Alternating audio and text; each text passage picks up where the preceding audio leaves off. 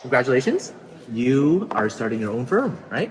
Yeah. You started it last year. What do you concentrate on? I concentrate on mostly business immigration. Uh-huh. Most of my cases are national interest waiver. Oh, EB2 and AW. Yes, EB2 Okay. and AW. And then I have a couple EB1As. Uh-huh. I have a few O1s. Uh-huh. That's about it.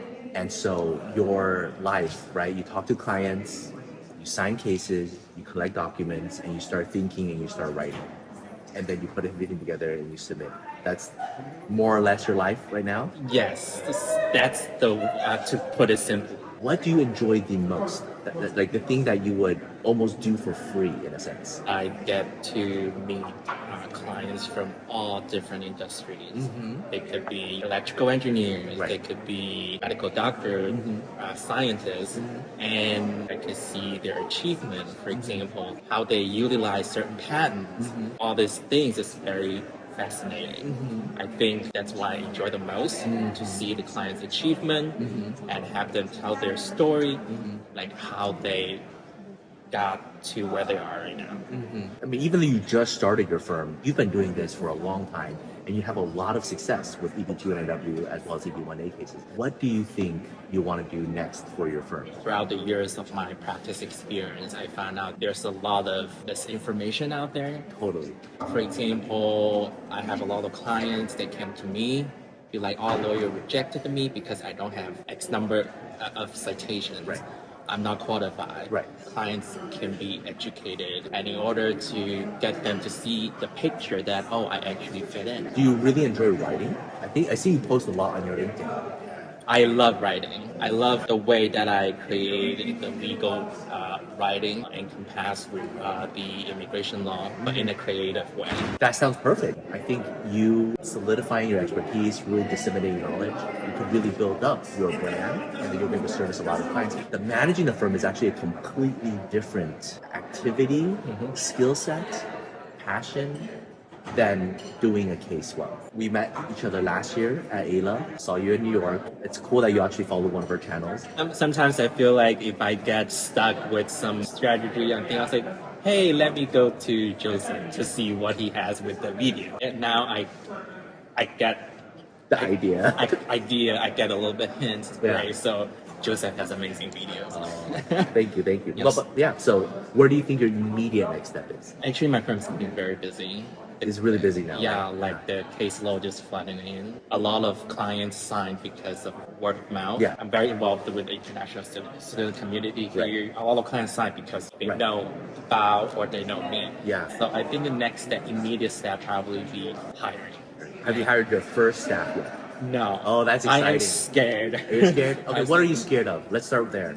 I want to be a good boss. I tend to think that employee and myself, we work together. Right. And I wanted to pay fairly, but also mind my own budget. Right. It's just a There's lot so of many hustle. questions, and nobody taught us any of that, right? Very stressful. Yeah. So you worked in a lot of different places, from high school, college, onward, and you worked with different law firms.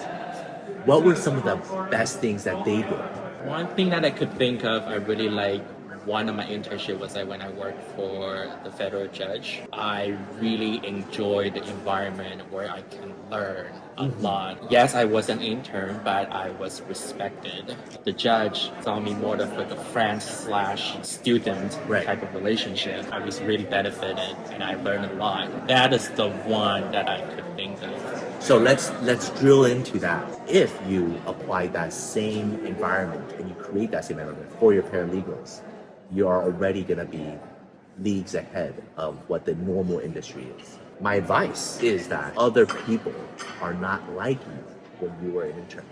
You want to grow. You love you picked up dancing and you won awards. You are by your nature extraordinary, and that's why you like to do extraordinary cases.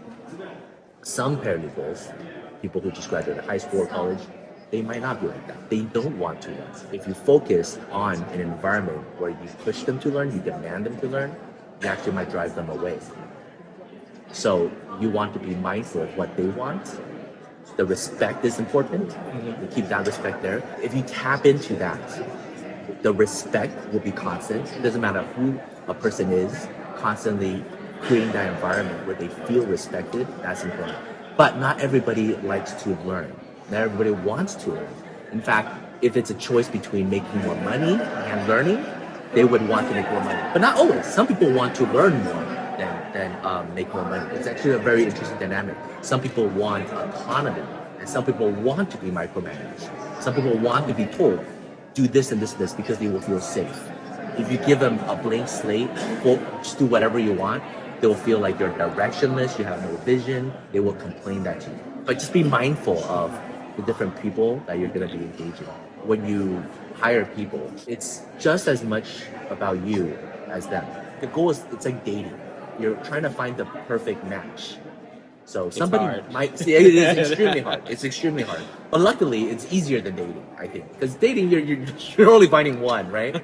For the rest of your life. This one, you might find 5 or 10 for a year or 2 years, right? So the commitment is not as big. It's a match in the sense that what you're looking for and what they have to offer and who you like and who you are and what they like and who they are is important. It's not so much about all the questions you're asking them, but it's also you sharing and seeing how they respond. If they are the type that really wants you to have as much prestige as possible, and they want to work in an environment with a lot of politics and just standard operations of everything, then they might actually turn you off. So when you're hiring your first employee, be open, talk about who you are, what you need, and if they have that to offer and they also like what you have to offer, then it's a good match. The salary itself, that's like 50% or less of the equation, because everybody's worked in bad places, right? And finding another place to switch to is so painful that if you have a good environment, the salary, as long as it's fair, comparable,